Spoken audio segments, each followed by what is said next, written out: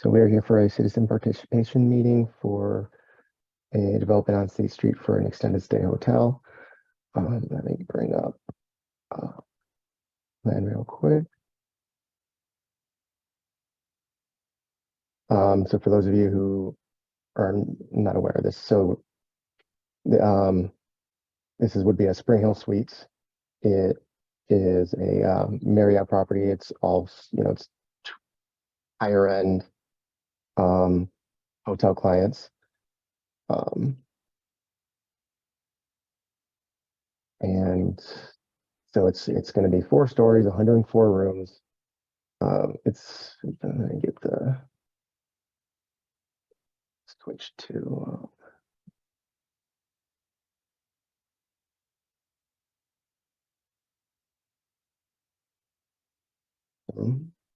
renderings here. So here, right down here where my mouse is State Street. So we're parking way in the back, behind the hotel.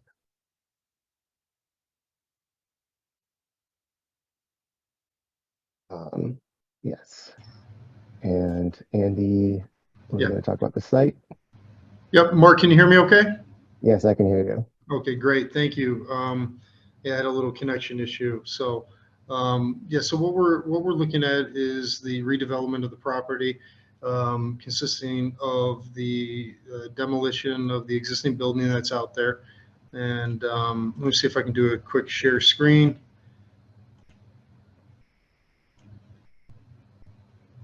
Kind of walk through the site features.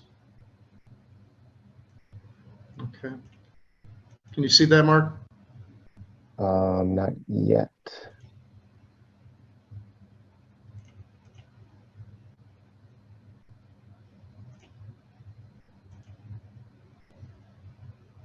Okay. Yes, as we're figuring this out, I'll say for those of you in participation, if you want to leave your email in the meeting chat, just so you know who was here, and if you need to contact us or contact you, that would be great. Do you want me to get your stuff up, Andy? Yeah, that'd be great. Okay.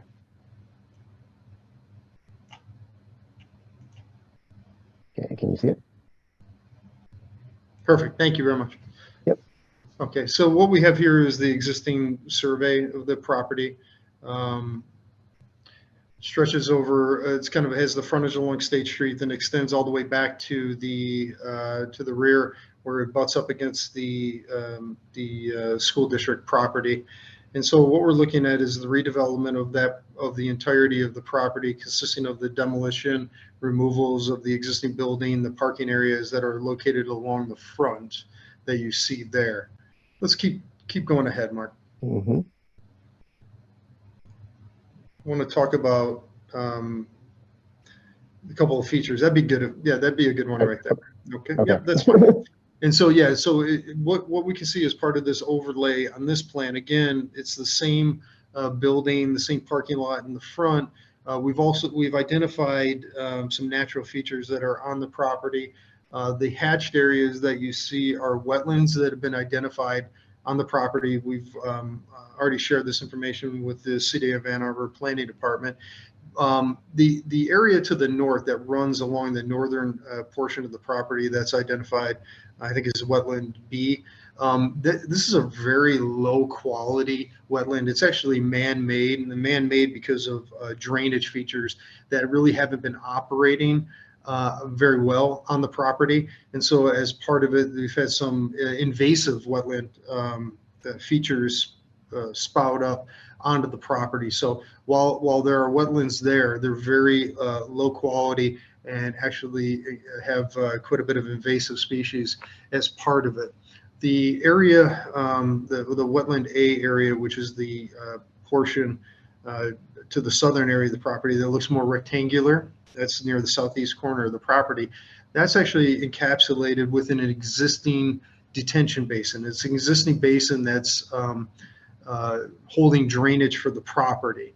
And so, again, very low quality, and is actually has sprouted up because of lack of maintenance in these areas. So while we do have, we have identified some natural features on the property, They are of a pretty low quality, but we are looking at some impact there, but we will be looking at some mitigative efforts as well.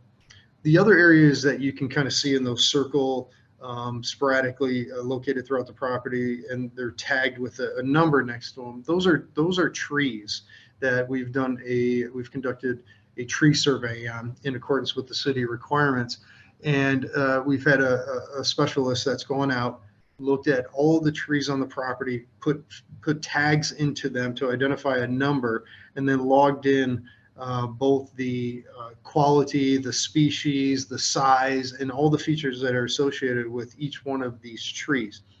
And so we have a list. Mark, do you have the list, possibly a couple more in right there?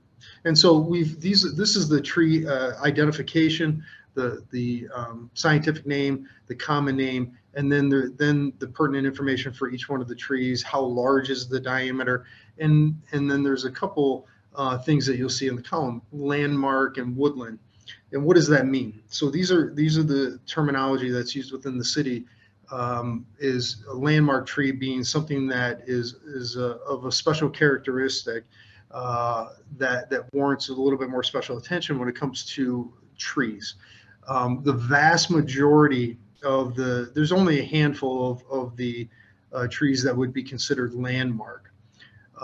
So essentially, we have trees that are replaceable in nature. So there's only, like I said, a handful of them. Most of them, when we look at the trees that are even considered landmark, they're non-quality, such as box elders. There's cottonwoods, tree of heaven. Those types of trees are of a lower quality. And the only reason that they are actually considered landmark trees is the size of them, the diameter of the trees. Other than that, they're not high quality. I think there was one red oak that's a good tree that we would identify and look at mitigating as part of any redevelopment on the property. There is some grade change along the property. Maybe Mark, if we can go back maybe to the topo survey. Let's see. Right here, that'd be good right there. Perfect, thank you. And so again, we have the building that's located up in the front. We have the parking surrounding it, all with the frontage along State Street. And then as we progress further to the east, towards the eastern end of the property, you're going to see these individual lines. All these lines, those are 1 foot grade elevations. Those are whenever the elevation of the property changes by 1 foot, those contour lines identify where that change occurs. And so it's fairly rolling up in the front, which is very common. You can see the property to the south is the same way. The property to the north is the same way. Have rolling elevations along State Street. Very common. That the grade works from State Street down to the properties to the east. What we do have is a little bit of a steeper drop off as we get to that midpoint to the further to the east, and we have to be able to work with that grade and that grade change in elevation. And I just want to identify that for everyone so you can see that, and then because it's going to, as we continue on showing through some of the plans, you'll see how we're looking at addressing that. So existing conditions, again, removal, demolition of the existing building, some grading. We'll be doing some tree removal. We'll be doing some mitigative efforts with the wetlands as well, and then moving that into what we're proposing. So if you can keep going to the next slide, take it into the site plan, that would be great. There we go. So, okay, so this is what moving in from the existing conditions to the proposed. The property boundary remains the same. It's the dark line that traverses all the way around, and then you can kind of see where the hotel would be situated near the front in accordance with the city requirements. And that kind of goes well with the perspective that Mark already showed you from that street side elevation. But drive coming off of State Street into the property, hotel situated near the front. And then you can see the bank of parking in and around, the majority of the parking being in the back, some with some parking on the north side of the building, but the larger part of the parking being situated in the back of the property. Couple of things to identify, again, is that we had the wetlands, and you can see that area, wetland A. You can see where it says modified in there. So we're actually expanding that wetland. And that's the mitigative efforts that I had mentioned earlier. So while we are having an impact, we're looking at expanding it to create more wetlands in this area. That will help with our drainage and all the natural features that are there. The parking, as I mentioned, kind of situated to the eastern portion of the property to the east of the hotel. We have full circulation in and around the building. One of the things that we always look at is key is making sure that we can get emergency vehicles in and out of the property. To the bottom of the sheet, you'll see where it says vehicular circulation. We take the information from the City of Ann Arbor Fire Department, and we were able to utilize a computer software and actually generate vehicular turning in and around to make sure that we can cycle any of the fire trucks through. And that's a pretty large vehicle, with especially being a 4-story hotel. We're looking at a ladder truck for this situation. So we're able to do that, and this is something very common that we perform for all the projects in the City of Ann Arbor. One of the things, as I mentioned, talking about the natural features, and we do have that grade change, and that's why I brought that out, is in order to deal with that grade change, while we expand out our parking, we are going to be incorporating a retaining wall in and around the parking area. That'll constitute about half the parking area along the south, and then continue along the north side of the property. These retaining wall typically are the large blocks that you see. That is an engineered retaining wall, so it will have the tiebacks necessary in order to make sure that the wall wouldn't overturn or anything like that. So that is an engineered wall. It's not a landscape wall. So it's something that is durable, long lasting, and we use that quite often in a lot of projects that experience this type of this elevation. So besides that, we'll be incorporating, you can see in the middle of the parking area where there's a parking island. It's called the bioswale. Those are areas that would be considered low impact development infrastructure, where we would be draining off the parking lot drainage and that to these areas. These are natural vegetative means in order to address the runoff. We do that in combination with, we'll be proposing some combination of underground detention as well. That's to hold the stormwater. We would be filtering it, utilizing the bioswale. That provides a good filtering basis prior to going into the underground detention. And typically that's done with some large pipes that'll be located underneath the parking lot, that would be out of view, out of sight.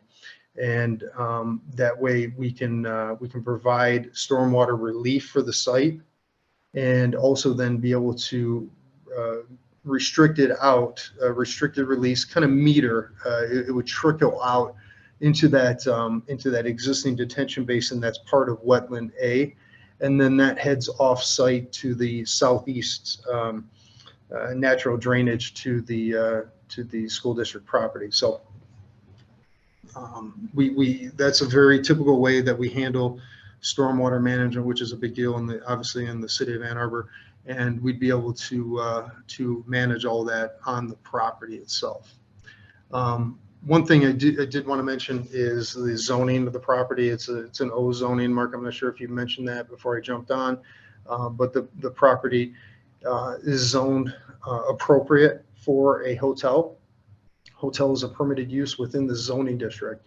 And so all these features that we're talking about would be in compliance with the city zoning ordinance as well. So with that, Mark, anything that you want to touch on with the building? And we can kind of I'll run through it again. Let me get back to Yeah, Mark, show them the outdoor spaces in the porte cochere. Mm-hmm. Hold on, it's covering me up. So this will be the first floor. So we will be having, this is, if you've been in a hotel, you got your vestibule lobby where there's, lounging, dining. There will be food offered, but it's just for hotel guests. It's not an outdoor, like a restaurant that anyone can come to. We have a patio right here that, I have an outdoor fire pit, chairs, seating. We will be providing a pool and a fitness center. Again, those are just for guest uses. And then kind of as we go back, we have more guest rooms. And then when you go upstairs, these are the typical upper floor. You'll be, it's going to be almost entirely guest rooms. This little jog here is just because of the nature of the site, in order to comply with the setback requirements. We needed to, shift it a little bit. Here's our exterior elevation. So on the entire ground floor, we're going to do a manufactured stone veneer. This is a nice kind of like dry stack looking stone. It's going to be attached to the structure behind. And then above that, it's going to be an EFA system that fits in with the Springhill Suites branding. I can go back to the renderings in a second, and you can see the colors and sort of orientation a little bit better. And I have to,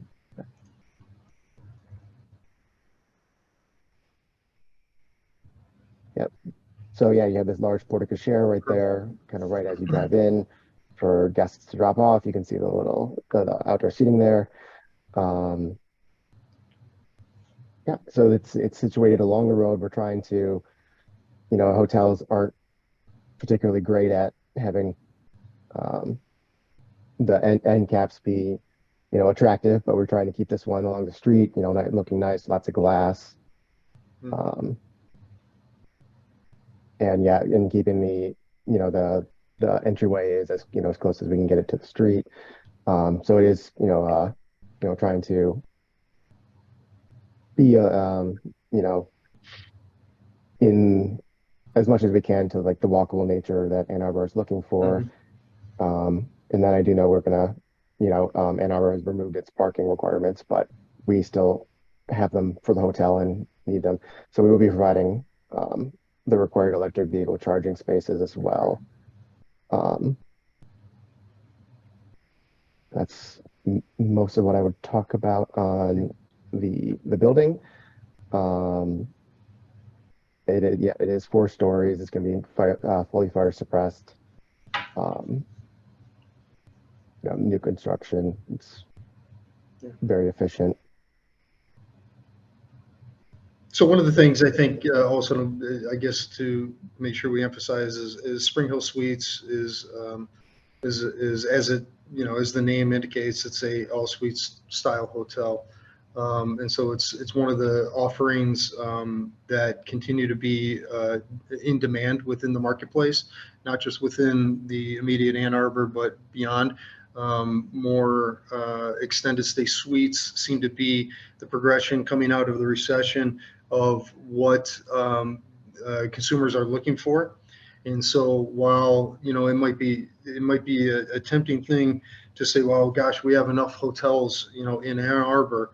There are market studies that indicate that the demand is still there. And then in particular with these models of the suite style, and really, when it comes to the suite style, it kind of creates more of a homier feel, where it brings in, elements of refrigerator and seating areas and different things that are beyond just what a traditional hotel room would offer. And so again, these tend to be in demand, and some of the market study information indicates that they'll continue to be within the marketplace.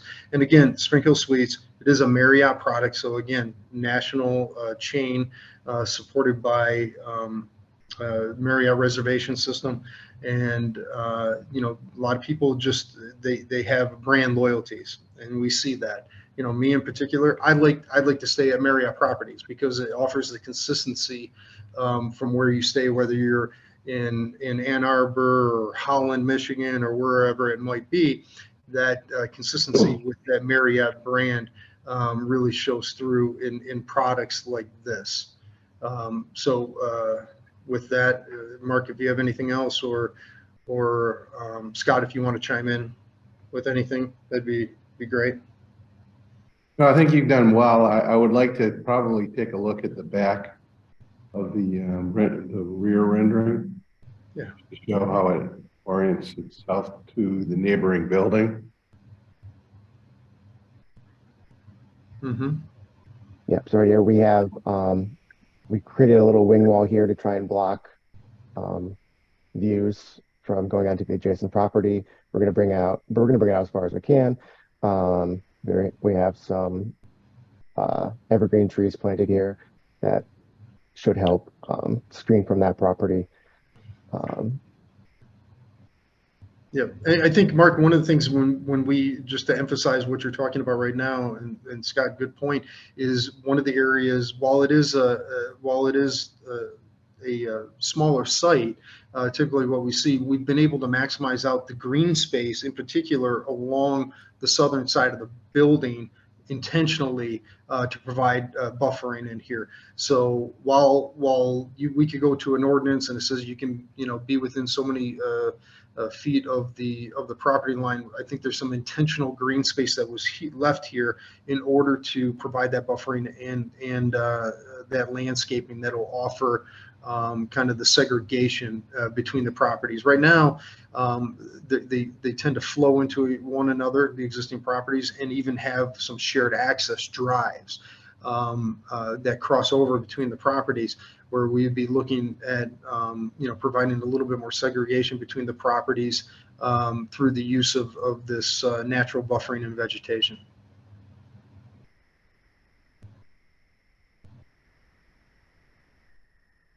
Okay, and I guess we'll see if anybody has any questions or comments. And I'm going to just take one more second to remind everybody that if you are in attendance, please leave your email in the chat so that we know who attended. Thank you.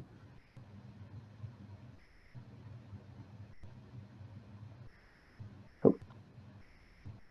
David. That's Deep Ice. Yep. What's your question? Yes, I had several questions about how much elevation lower than the street is the sort of the entryway or the first level of your project. It looked like it was dropping down some. Andy, do you know that? Yeah, that's a good question. So when we looked at the natural grade coming off of State Street, like as I had mentioned, that grade tends to fall from State Street onto the property and then continue down to the east. And so with the proposal of having the building placed where it's at, that's meeting the city requirement of 10 feet from the property line. That'll kind of start where our grade ends up being. And if we look at that elevation in comparison to the street, we're probably somewhere between probably around 3 feet lower than the street elevation. So we would transition that grade from State Street into the property, and then work eastward as we go through the parking area. So I would anticipate the building being several feet lower than the street level. Okay, thank you. I have several more questions, or do you want to go to somebody else first? No, just I think let's, if you got the momentum, let's just continue on. Okay. All right. Now you said this is going to be a Marriott building. Does that mean Marriott owns it, or are they just operating it? And right. If they're just operating it, can you say approximately how long those type of contracts last that they would? Sure. Yeah, that's a very good question, because what happens is it is a Marriott product, and if you heard what I said earlier, that Marriott reservation system in particular, they are individually franchised though. Okay, and so this would be a franchise location through Marriott, with with it's 20 years, I believe, is what the term is on these. Okay, so it's a long-term commitment to the property, and to that. And again, it's with Marriott, you have a national brand backing it, and when they decide on a location and a franchisee, it is a strategic commitment to that location. And so it's not a situation where all of a sudden you go, okay, 2 years in, you go from a Spring Hill to a Motel 8 or Motel 6. That's not how it operates. There's a franchise agreement that is a long-term that that has to be agreed upon development. So again, long-term commitment, long-term financial commitment, along the same method to develop these properties. Thank you. I appreciate that. Yep. My next question. Yeah, go. I would say that there are a lot of requirements like Marriott will have for us in order to make sure that we're creating a high quality building that lives up to Marriott standards as well. Yeah, that's a really good point. Let me just emphasize that one more time too. There's a lot of requirements that have Marriott standards that go above what the city of Ann Arbor requirements are. Okay, so there's again a high quality product in the end that has a long-term commitment at that property. Thank you. My next question is, you talked about the trees a little bit. Mm-hmm. Are you having to mitigate for any of those landmark trees, or how are you doing that? Is that a donation, or are you putting more on the property somehow? Yeah, that's a good question. So there are calculations within the city of Ann Arbor requirements based on whether you have any disturbance to landmark trees. And our first goal is always to prevent any type of interference to that. But in the event that we do, we always look to mitigate on site first. Okay. Okay. So we do have some ample area, especially when you look at the site plan in the eastern portion of the property, and then also southern where that wetland A was located. We'll look to mitigate on site first. Thank you. I did have another question. I'm just going to keep going unless you tell me you need to go to somebody else. On the detention pond or the reservoir, whatever you want to call it, mm-hmm. Does that, what sort of flood will that be able to control? And I didn't quite understand if it gets too full where the water is going. Is it going down into the storm sewer, or is it just going into the street somehow? Yeah, that's a good question. You know what, Mark? Let's pull up the site plan again, and I think the survey would be the best one that shows the contours. And then what we'll do is we'll zoom in. I'll kind of give you we'll go through kind of a description of where that's going. Right. Okay. So here. Great. Thank you. Yep. So if you zoom in a little bit on that southeast corner, Mark, and pan over a little bit if you would. Perfect. Mm-hmm. And pan up a little bit. Okay, perfect. So you can kind of see the detention basin. It's that dashed area in the flatter rectangular area. Okay. Mm-hmm. And so yes. that what we always design the city requirements are for 100-year storm event. Okay. Let me explain what that is. That essentially says, hey, this is a big rain event that occurs, has a 1% annual chance of occurring. Okay. What does that mean? That means that every year you could have a 100-year storm event 2 out of 3 years. You just have a 1% chance of it occurring. Okay. And so essentially what we do is we design and we build to the extreme condition, being that 100-year storm event. So what we would do is design and construct to that 100-year event. That existing basin that's down there now isn't sized properly. It's not to the new standards. Okay, go back years ago, it used to only be 10-year storm. Okay, and so what we'll be doing is we'll be offsetting that volume, incorporating it within that underground storm detention, like I mentioned, underneath the parking lot, within probably larger diameter pipes, 6-7 foot diameter pipes. And then that basin will also be expanded out to accommodate some additional volume as well. So we'll be providing adequate volume for the 100-year storm event on the property. Okay, so the existing basin, if you take a look at it again, it's that dashed area that kind of looks rectangular near that eastern part of the property. If you look, Mark, right above, keep going up right there, right, go down just a hair, please, with your cursor. Right, right there, up a little bit more to the right there. If you look to right where Mark's cursor is, that is what, if you were to traverse out through the jungle in order to get down to there, that's the restrictor right there. That's what holds the water back. That's what we call a standpipe. That holds the water back and meters out the flow so that, as the basin fills up, it kind of trickles out. And if you follow to the southeast, Mark, there's a storm line, that dashed line that comes through and it ends right, keep going up to your left, right there. So if you can kind of connect the standpipe that's within the basin, you can see the pipe. That's an existing pipe that we picked up within our survey. That's where it discharges out, and then it continues the flow off-site. So again, we'll provide the detention, all the stormwater requirements for the 100-year event. We'll actually probably have additional volume as well by the time we expand that basin, and then we'll be metering that flow out.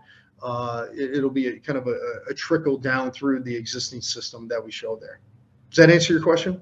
Yes, it did. I didn't quite catch your underground parking, under the parking storm detention on your original presentation. So thank you for that. Sure, no problem.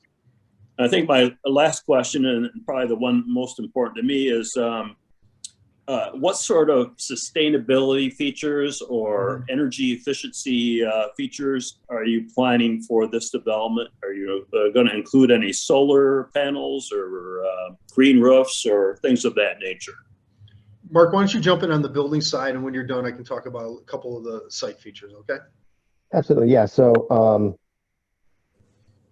again, this goes back to the Marriott themselves as a brand has strict sustainability requirements. So when it comes to sort of the thermal envelope of this building, like we're going to make sure that it's real nice and energy efficient. Each of the guest rooms will have their own a separate electric heater and air conditioning unit. So when they're not in use, they can be shut down. We are not doing solar panels at this time. And in terms of a green roof, when it's 4 stories up there, it becomes a little bit challenging in order to do that. But generally, just in the nature of these newer constructions, we're hitting much higher standards for energy usage and efficiency. And again, we are going to provide the electric car parking. And the other sustainable initiatives that Marriott requires, which would be sort of operational, like reducing waste over that 20 year, so they're going to be held to that standard for that Marriott contract, and then their sustainability initiatives. Thank you. I think that's all the questions I have at this time. Okay, great. I may think of another one if you go on farther, but thank you very much for your answering. Okay, great. Okay, we can switch next to the chief. It's Shy. Yeah. Shy? Okay. Yeah. I am representing the Oasis hot tubs right there next door. One of our, I guess, biggest concerns with the project overall is going to be the privacy of our customers. Our facility has outdoor hot tub areas that ensure privacy, utilizing 12-foot high wall fencing around each of our hot tub gardens. And I guess our biggest concern is the height of the building and basically the angle of the viewing out guest room windows into our facility. I know in one of the, I think the south end rendering on the southeast corner, you noted a wing wall that was there. I thought that was a cool addition, because I know you guys are definitely thinking about that. I'm just curious as to if any thought has been given into that, or how much we should be concerned about that being an issue, specifically pertaining to the height of the building next to our building being such a low one-story building. Yeah, so it has been on our, we were thinking about it by the wing wall. Yeah. You know, we would like to mitigate it as much as possible. Sure. You know, those with the trees and the wing wall, and you know, we're gonna work with what the city will allow us to do. Sure. You know, we're not trying to. In the end, we will probably add on to that little wing wall. We realize that there is a viewport into the back of the Oasis. Yeah, we're trying to mitigate with the tweaks in our building and the landscape area and that wing wall that comes out near the windows. We've also tried to drop off all windows in the back of the building that would also look out towards that area. Sure. That was something I did not catch on the rendering, so I appreciate you pointing that out for me. And that was pretty much what I had in terms of questions. That was our biggest concern so far. Okay.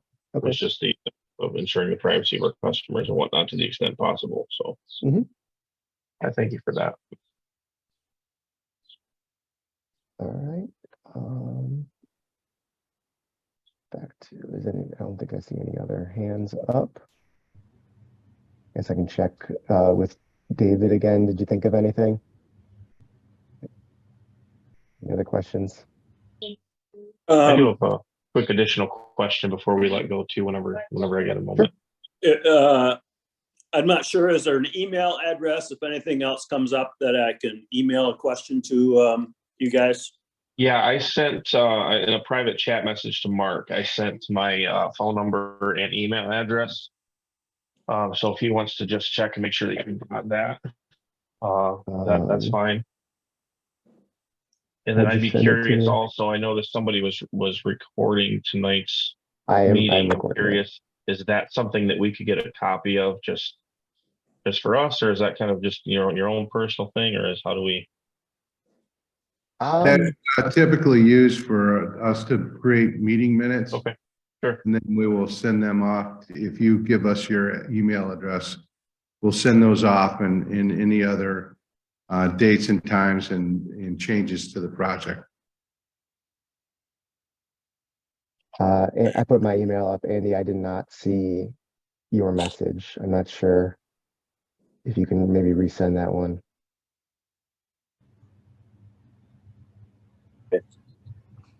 Raise your hand. Okay. Yep.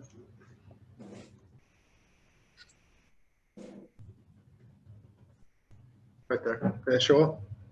Yep, there you go. Perfect. I do have one more question, if I could. Thank you for sending the email addresses. What is your estimated timeline for the project? Sure. That's, yeah. What we're doing is the initial phase right now, obviously, is we've developed the conceptual plans. We'll be moving these into something a little bit more structured that'll get submitted into the city. That'll go through their review process, which will take a number of months. And then we'll be seeking permits after that. And so I think, looking at here, we are in the first week of June. It's something I think we'll be looking at several months to go through the approvals and all the permitting, and then look at construction sometime after that. And with this type of construction, you're Scott, probably anywhere from about 18 months would be a typical construction period for this project. 14 to 18 months. Yeah. And it probably won't start until spring. Yeah. Okay, thank you very much. Appreciate you taking the time for the meeting today. David, do you want to join the design team? I have enough other questions. You had some great questions along the line. Probably could use you. So. Well, I'm sure you'll get plenty more when it goes to planning commission. All right. Mhm. Yep. Appreciate your time, people. Thank you very much. Okay. Thank you, All everyone. right. Appreciate it. Thank you, everybody, for your attendance.